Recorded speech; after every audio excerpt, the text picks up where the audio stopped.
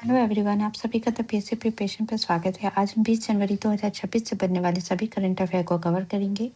उससे पहले हम लास्ट क्लास का रिवीजन कर लेते हैं। लास्ट क्लास में हमने पढ़ा था भारतीय नौसेना का कौन सा पोत को सागर मैत्री के 5वें संस्करण के लिए कोच्चि से रवाना किया गया है।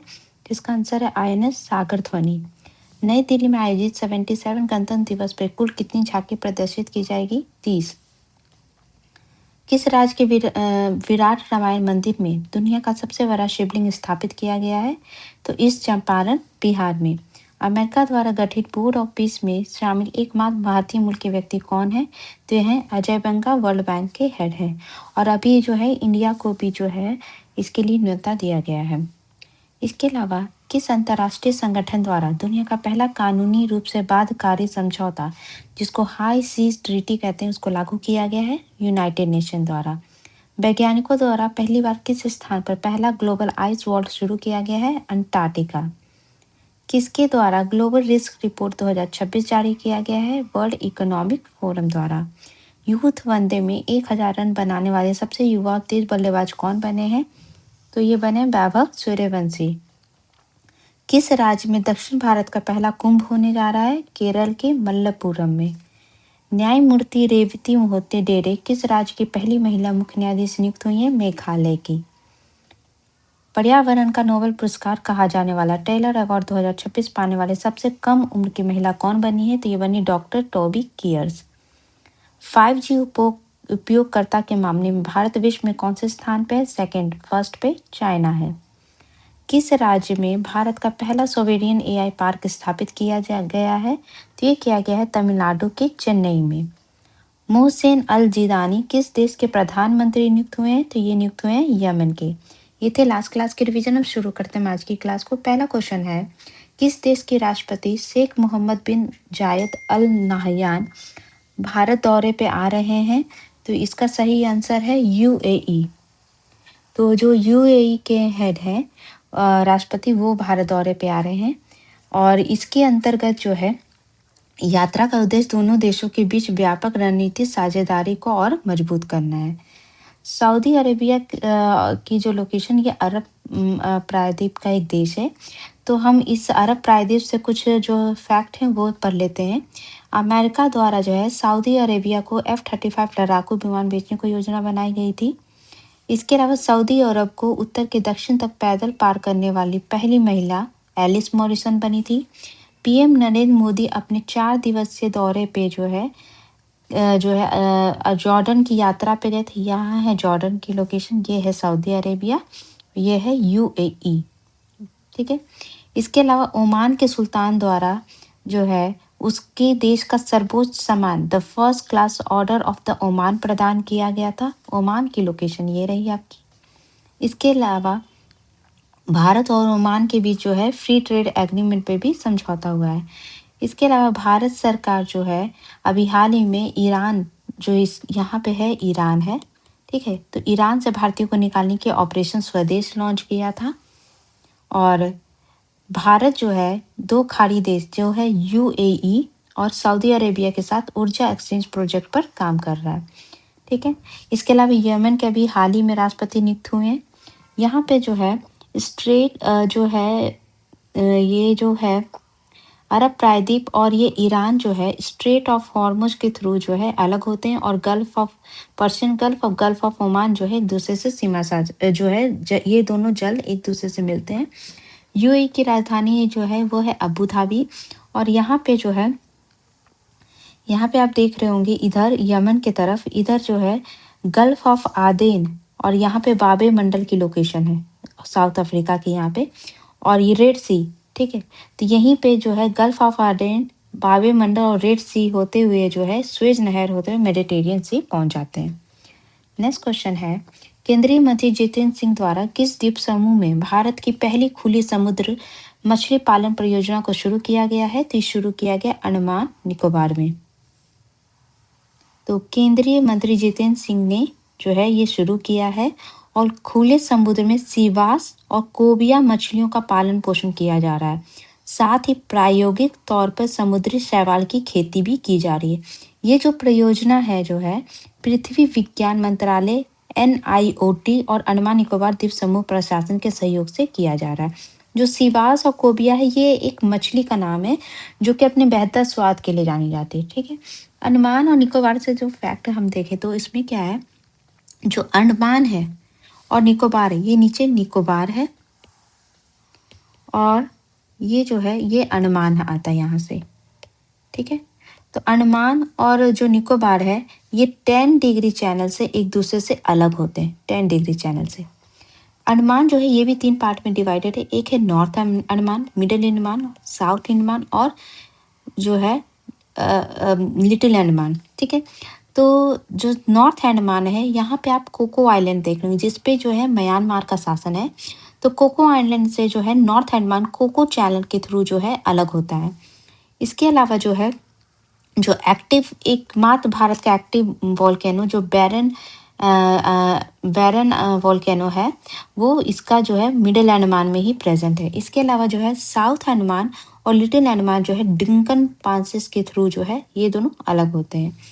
और उसके अलावा जो है निकोबार में देखें तो ये भी 3 पार्ट में डिवाइड है। एक है कार निकोबार, दूसरा है ग्रेट निकोबार और एक है लिटिल निकोबार। ठीक है, तो उसके यहाँ पे जो है जो निकोबार आइलैंड है और लिटिल निकोबार है सोम्ब्रियो चैनल के थ्रू अलग होते हैं। और ग्रेट निकोबार और यहाँ पे एक नीचे आप देख रहे होंगे बैंडा ऐश जिसपे जो है इंडोनेशिया का शासन है, ये जो है 6 डिग्री चैनल से एक दूसरे से अलग होते हैं। तो यहाँ पे 10 डिग्री चैनल है और यहाँ पे 6 डिग्री चैनल है। ये कोको आइलैंड है। तो ये सब फैक्ट जो है ये जनरली एग्जाम में डायरेक्टली पूछे जाते हैं। नेक्स्ट, फर्स्ट इन इंडिया से फैक्ट हम देख लें तो पुरुषों को हराकर अपना पहले पेशेवर खिताब जीतने वाली पहली भारतीय गोल्फर बनी थी प्रणबी उस, एकमात्र भारतीय महिला जिनके सम्मान में फ्रांस द्वारा डाक टिकट जारी किया गया है, जिनका नाम है नूर Inayat Khan. 11 Guinness world record रखने वाली भारत की पहली महिला स्केटर बनी है जानवी जिंदल। भारत में पहली बार जो है सैफ्रॉन एयरक्राफ्ट इंजन जो है वैश्विक इंजन निर्माता कंपनी इसके द्वारा MRF शुरू किया गया है। देश का पहला orbiter rocket Vikram Skyroot aerospace द्वारा लॉन्च किया गया है। देश में पहली बार राष्ट्रीय ध्वज को सम्मानजनक तरीके से रिसाइकलिंग करने का वैज्ञानिक मॉडल पानीपत हरियाणा में प्रस्तुत किया गया है। अंतर्राष्ट्रीय संस्था institution for democracy and electoral assistance की 2026 की अध्यक्षता संभालने वाले भारत के पहले मुख्य चुनाव आयुक्त बने हैं Gyanesh Kumar. Water positive airport का दर्जा पाने वाला देश का पहला एयरपोर्ट बना है IGI एयरपोर्ट। 5 रैंकिंग पाने वाले सबसे युवा खिलाड़ी कौन बने हैं? सर्वज्ञ Singh Kushwaha. Global humanitarian award 2025 पाने वाले सबसे युवा और पहले एशियाई व्यक्ति बने थे अनंत अंबानी। देश की पहली रोपवे परियोजना जो है वाराणसी में शुरू हुई है। देश का पहला हाइड्रोजन चालित वाटर टैक्सी काशी में शुरू हुआ है। और भारत का पहला स्वदेशी मानवयुक्त पनडुब्बी जिसे इंडिया इंटरनेशनल साइंस फेस्टिवल में प्रदर्शित किया गया है उसका नाम है मत्स्य 6000। रेलवे द्वारा ई-बाइक रेंटल सेवा जो है कोझिकोड से शुरू की गई है। देश का पहला स्वदेशी ध्रुव 64 माइक्रो प्रोसेसर सीडैक ने बनाया है। और देश का पहला लोकोमोटिव रेस्टोरेंट प्रयागराज में शुरू हुआ है। और इसके अलावा जो है मध्य प्रदेश के नेशनल हाईवे 45 पे देश का पहला वाइल्ड लाइफ सेफ सड़क शुरू की गई है। नेक्स्ट क्वेश्चन है विजय हजारे ट्रॉफी 2025-26 का को पहली बार किस टीम के द्वारा जीता गया है? तो ये विदर्भ के द्वारा जीता गया है सौराष्ट्र को हराकर। तो इसमें अथर्व तायरे के शानदार शतक और यश ठाकुर के 4 विकेट की बदौलत विदर्भ ने सौराष्ट्र को 38 रनों से हराकर पहली बार विजय हजारे ट्रॉफी का खिताब जीता है। गेम से रिलेटेड एक और फैक्ट देखें तो इंडियन ओपन बैडमिंटन टूर्नामेंट में जो है चीनी ताइपे के लिन यूशु ने पुरुष सिंगल में अपना पहला सुपर जो है खिताब जीता है। इनका नाम है लिन चुन ही। ठीक है, इन्होंने मेल कैटेगरी में जीता है और फीमेल कैटेगरी में जीता है दक्षिण कोरिया की विश्व नंबर 1 खिलाड़ी आन से यंग ने। ठीक है, इसके अलावा कल जो है न्यूजीलैंड और इंडिया के बीच जो मैच हो रहा था इसमें जो है अंतिम वनडे मैच में जो है भारतीय टीम को 41 रन से न्यूजीलैंड ने हरा दिया था। और ये न्यूजीलैंड की भारतीय सरजमी पे पहली वनडे सीरीज भी है। इसमें प्लेयर ऑफ द मैच जो रहे वो डेरिल मिशेल रहे हैं और प्लेयर ऑफ द सीरीज रहे हैं ग्लेनन फिलिप्स रहे हैं। नेक्स्ट क्वेश्चन है किस मंत्रालय के द्वारा राष्ट्रीय पहल जिसका नाम है ज्ञान भारतम शुरू किया गया है? तो इसका सही आंसर है कल्चरल मिनिस्ट्री द्वारा। तो ये ज्ञान भारतम जो मिशन है ये संस्कृत मंत्रालय के द्वारा शुरू किया गया है और हाल ही में संस्कृत मंत्रालय और केंद्रीय संस्कृत विश्वविद्यालय के बीच एक एमओयू पे हस्ताक्षर हुआ है, जिसके तहत जो है केंद्रीय संस्कृत विद्यालय के प्रयागराज परिसर को आधिकारिक तौर पर क्लस्टर सेंटर के रूप में नामित किया जाएगा। अब ज्ञान भारतम मिशन क्या है? इसके तहत क्या है कि देश में जो बिखरी हुई पांडुलिपि है, जो पहले जो लिखे हुए बहुत सारे टेक्स्ट हैं, उनको जो है आधुनिक तकनीक के माध्यम से संरक्षित किया जाएगा और राष्ट्रीय डिजिटल जो है इसको डिजिटल फॉर्म में कन्वर्ट करके इस पे जो है शोध, शिक्षा और समाज के लिए इसको जो है जीवित रखा जाएगा। स्कीम और मिशन से रिलेटेड फैक्ट देखें तो केंद्र सरकार के द्वारा जो है मनरेगा के स्थान पे वीवीजी राम G20 2025 को लाया गया है, जिसमें मनरेगा में जो 100 दिन का रोजगार दिया जाता था उसको बढ़ा के 125 दिन का कर दिया गया है। और अभी पेरिस एग्रीमेंट के 10 साल पूरे हुए हैं। भारत में अमित शाह की अध्यक्षता में जो है पोर्ट की सुरक्षा के लिए ब्यूरो का गठन किया गया है। केंद्र सरकार की मिड डे मील स्कीम में अब स्कूल के बच्चों के लिए नाश्ता को भी जोड़ा गया है। आतंकवाद, उग्रवाद और संगठित अपराध के खिलाफ देश में पहली बार वेपन्स के लिए केंद्रीकृत डेटाबेस तैयार किया गया है। आतंकवाद से निपटने के लिए अमित शाह ने जो एक राष्ट्रीय डिजिटल मंच की शुरुआत की, जिसका नाम है आईईडी डिजिटल मैनेजमेंट सेंटर। इसके अलावा यूथ एंड स्पोर्ट्स मिनिस्ट्री द्वारा संडे ऑन साइकिल पहल शुरू की गई थी।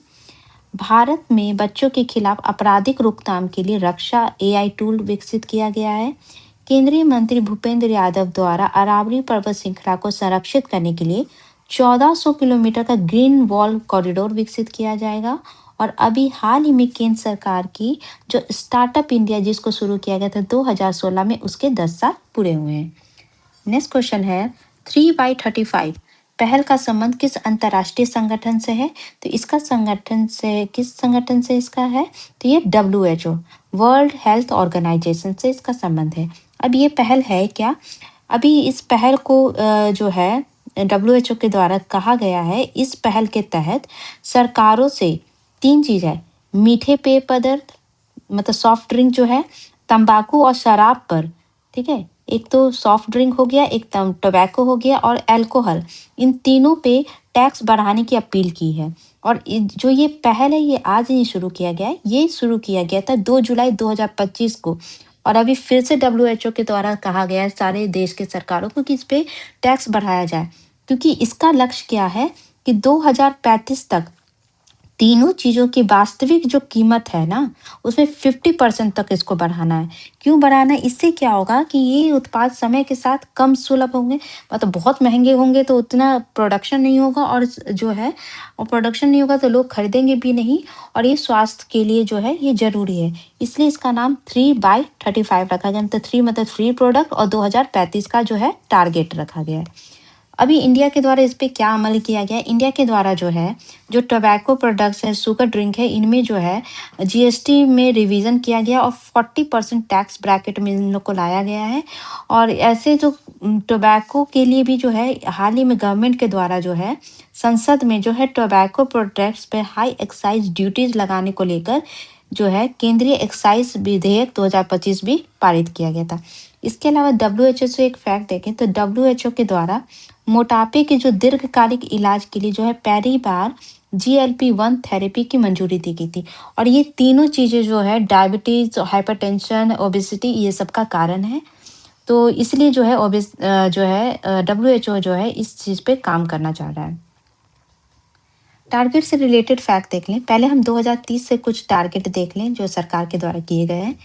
पंचायत राज मंत्रालय के द्वारा देश के गाँव में जियो पार्सल प्लानिंग का लक्ष्य भी 2030 रखा गया। रेबीज मुक्त भारत का लक्ष्य 2030 है। केंद्रीय सड़क परिवहन राजमार्ग मंत्रालय द्वारा सड़क हादसों को 50% तक कम करने का लक्ष्य 2030 रखा गया है। मंगलयान मिशन 2 2030 है। इसके अलावा भारत में वैश्विक अंतरिक्ष अर्थव्यवस्था में हिस्सेदारी 8% होने का भी लक्ष्य 2030 है। और HIV एड्स को समाप्त करने का लक्ष्य जो है 2030 रखा गया। और HIV एड्स जो है 1 दिसंबर को मनाया जाता है, जो इस बार की थीम थी overcoming disruption transforming the AIDS response.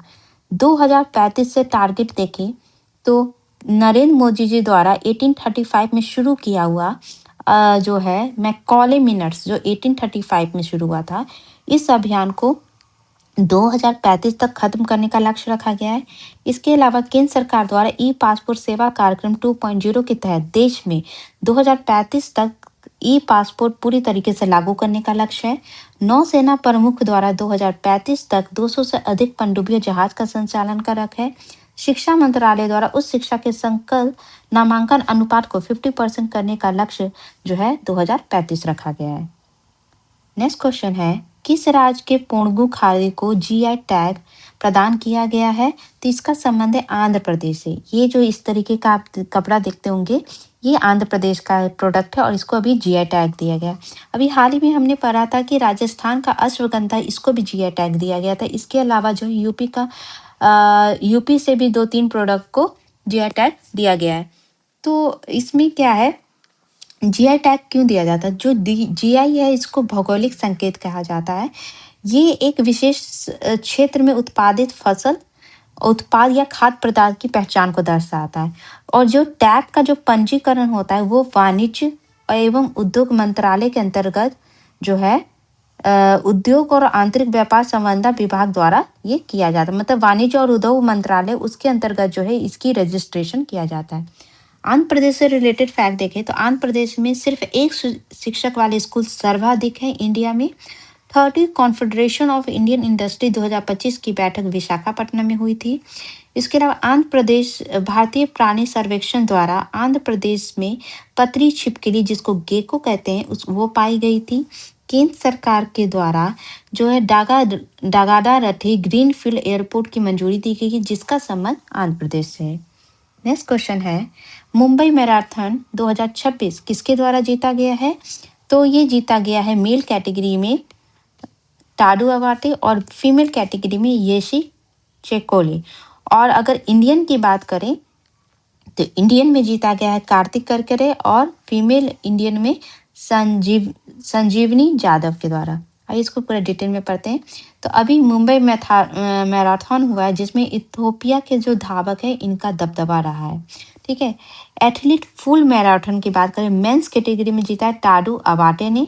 Athlete full marathon Indian mains की बात करें तो ये जीते हैं डॉक्टर कार्तिक करकेरा। उसके बाद एथलीट फुल मैराथन फीमेल्स की बात करें, ये मेल कैटेगरी में हो गया। विमेंस कैटेगरी में करें तो ये जीती हैं येशी चेकोले।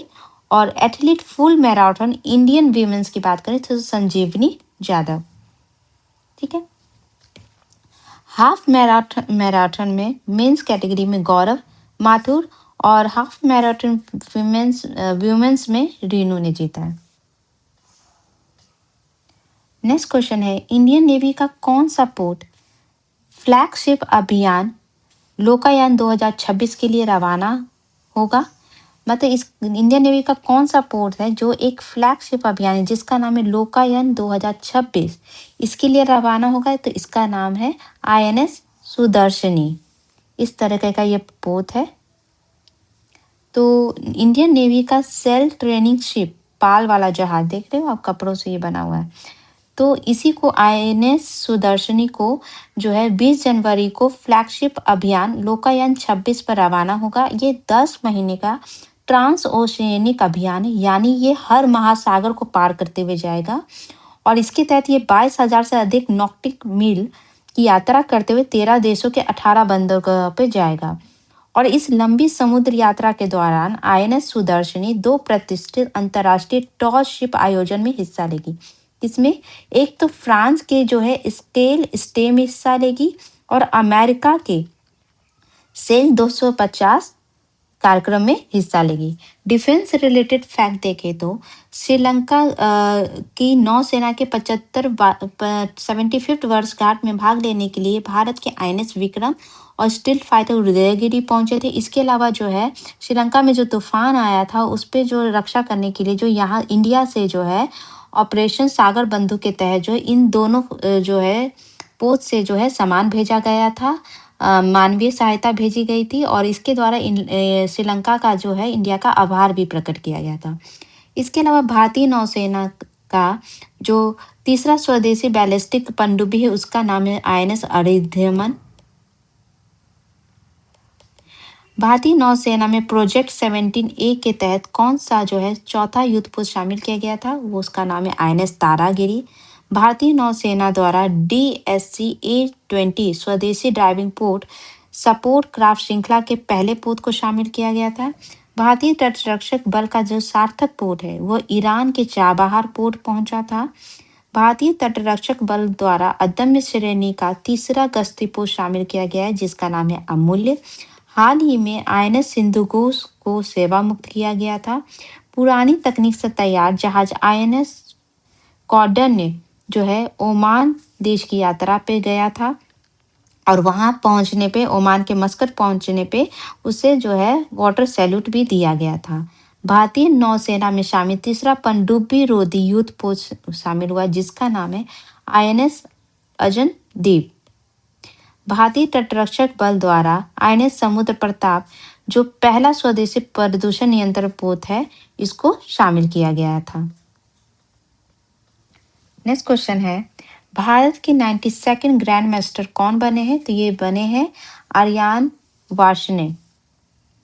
तो आर्यन वार्ष्णे आर्मेनिया में जो है अभी जो मैच जीत के ये भारत के 92nd ग्रैंड मास्टर बने हैं।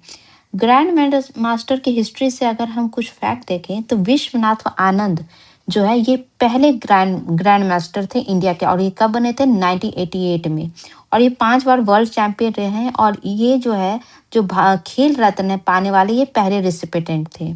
इसके अलावा जो है इंडिया से 4 वुमेन हैं जो ग्रैंड मास्टर का टाइटल जीती हैं। फर्स्ट है कोनेरो हम्पी, ये जो है सबसे कम उम्र में ग्रैंड मास्टर बनने वाली भी खिलाड़ी थी वुमेन कैटेगरी में। दूसरी थी हरिका डोरनावाली, आर वैशाली और दिव्या देशमुख। जो आर प्रज्ञानंद है और आर वैशाली ये दोनों ब्रदर सिस्टर हैं और ये दोनों ही ग्रैंड मास्टर टाइटल पाने वाले पहले ब्रदर सिस्टर की जोड़ी थी। इसके अलावा जो चेन्नई है तमिलनाडु का चेन्नई, इसको chess capital of the India भी कहा जाता है क्योंकि जितने भी ग्रैंड मास्टर हैं उसका 1/3 जो है जनरली यहीं से बनते हैं। नेक्स्ट क्वेश्चन है किस राज्य में भारत की पहली ग्रीन अमोनिया कॉम्प्लेक्स की आधारशिला रखी गई है, तो ये रखी गई है आंध्र प्रदेश में। तो काकीनाडा में भारत के पहले ग्रीन अमोनिया कॉम्प्लेक्स की आधारशिला रखी गई है और लगभग 83,000 करोड़ के निवेश वाली ये परियोजना दुनिया के सबसे बड़े स्वच्छ ऊर्जा उद्योगों में से एक है और इसको जो डेवलप किया जा रहा है वो AM ग्रीन कंपनी के द्वारा किया जा रहा है। फर्स्ट इन इंडिया से रिलेटेड फैक्ट देखें तो देश के पहले हाइड्रोजन ट्रेन जो है दिल्ली से हरियाणा की जिंद तक चली थी। पहली बार भारतीय व्यापार महोत्सव न्यू दिल्ली में आयोजित हुआ था। राजस्थान जो है उसमें उत्तर भारत की सबसे ऊंची हनुमान जी की मूर्ति बनाई जा रही है। भारत की पहली राष्ट्रीय रोवर रेंजर जम्बूरी का आयोजन बल्लोद छत्तीसगढ़ में हुआ है। भारत का पहला पूर्ण स्वदेशी भूतापीय जियोथर्मल ऊर्जा संयंत्र जो है अरुणाचल प्रदेश में स्थापित किया गया है। इसके अलावा अरुणाचल प्रदेश का ही के पेन्योर जिला है, ये भारत का पहला बायो हैप्पी जिला घोषित किया गया है। नीति आयोग द्वारा जो है मिजोरम को अभी जिंजर कैपिटल ऑफ इंडिया घोषित किया गया है high quality production of the ginger के लिए। नेक्स्ट क्वेश्चन है किस देश के पूर्व राष्ट्रपति जिनका नाम है यून सुक योयोल, इनको 5 साल जेल की सजा सुनाई गई है, तो इनका संबंध है साउथ कोरिया से। अभी हाल ही में इसी तरीके से बांग्लादेश की जो पूर्व प्राइम मिनिस्टर थी शेख हसीना, उनको भी जो है सुनाया गया है जेल की सजा। हालांकि वो भारत आई हुई हैं, भारत के शरण में है, लेकिन वहाँ के जो है शीर्ष अदालत द्वारा जो ऐसी सजा सुनाई गई है। इसके अलावा अगर हम साउथ कोरिया से एक और फैक्ट देखें तो अभी जो है एक रिपोर्ट जारी की गई है। ये रिपोर्ट जारी की गई है एविएशन एंड ट्रेवल डेटा विश्लेषक फर्म ओजी के द्वारा। इसमें जनवरी 2026 की एक लिस्ट जारी की गई है जिसमें ये कहा गया है कि दुनिया का सबसे व्यस्त हवाई मार्ग जो है वो बना है दक्षिण कोरिया का जेजू से लेके सोल। मतलब ये जो जेजू आप देख रहे हो, जेजू आइलैंड, और यहाँ जो सियोल है, जो साउथ कोरिया की जो राजधानी कैपिटल है, यहाँ तक जो है जो फ्लाइट रूट के लिए जो फ्लाइट ली जाती है, ये सबसे व्यस्त मार्ग बना है पूरे वर्ल्ड में। दूसरा बना है वियतनाम का, और तीसरा बना है जापान का सपोरा से टोक्यो तक, और फिर चौथा बना है जापान का फुकुओका और हानेडा। पांचवा बना है जियाद से लेकर रियाद तक सऊदी अरेबिया का पांचवा। और छठे स्थान पे आ रहा है दिल्ली मुंबई एयर रूट जो है, ये जो है सबसे व्यस्त एयर मार्ग का स्थान पाया है। साउथ कोरिया से रिलेटेड फैक्ट देखें तो साउथ कोरिया जो है इसकी जो है इधर नॉर्थ कोरिया से इसकी सीमा साझा होती है, और नॉर्थ कोरिया से ये 38 डिग्री, ये आप देख रहे हैं जो पैरेलल लाइन, इससे साउथ कोरिया और नॉर्थ कोरिया एक दूसरे से अलग होते हैं। उसके अलावा साउथ कोरिया की जो कैपिटल है वो है सियोल। ठीक है, इसकी जो सीमा लगती है इधर येलो सी से लगती है, इधर सी ऑफ जापान जिसको ईस्ट सी भी कहते हैं इससे लगती है। इसके अलावा जो है यहाँ पे जो दो स्टेट आते हैं, एक तो कोरिया स्टेट जिससे ये साउथ कोरिया है, ये सुसीमा जापान जिस पे जापान का शासन है ये आइलैंड पे, ये अलग होता है। यहाँ पे चेजू स्ट्रेट देख रहे होंगे जिससे जो है साउथ कोरिया और साउथ कोरिया का ही जेजू आइलैंड है, ये दोनों अलग होते हैं। और जो साउथ कोरिया का सबसे हाईएस्ट पॉइंट है वो जेजू आइलैंड पे ही माउंट हाला है। इसके अलावा इसके दो जो है माउंटेन पीक है, एक सोवाइको, एक है टाईबैक माउंटेन। इसके अलावा इसकी जो सबसे बड़ी नदी है वो नेक्टोंग रिवर है, और उसके अलावा और दो नदियां हैं वो है हान और ग्यूम रिवर। ये थे आज की important current affair. I hope आपको क्लास अच्छी लगी, तो प्लीज़ चैनल को लाइक शेयर सब्सक्राइब जरूर करिएगा। और पीडीएफ के लिए आप टेलीग्राम चैनल को जो है फॉलो कर सकते हैं, जहाँ पे आपको डेली इसका पीडीएफ भी मिल जाएगा। Thank you so much.